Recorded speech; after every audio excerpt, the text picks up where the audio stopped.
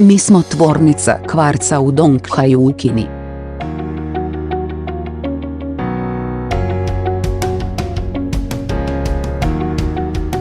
Ovdje je kvarc na cijev od 100 mm.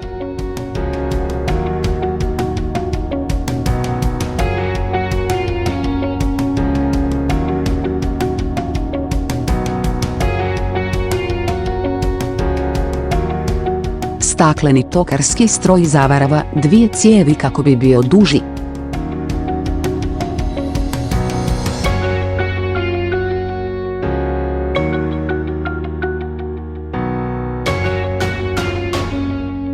Kvarcna cijev može raditi na visokim temperaturama 1200.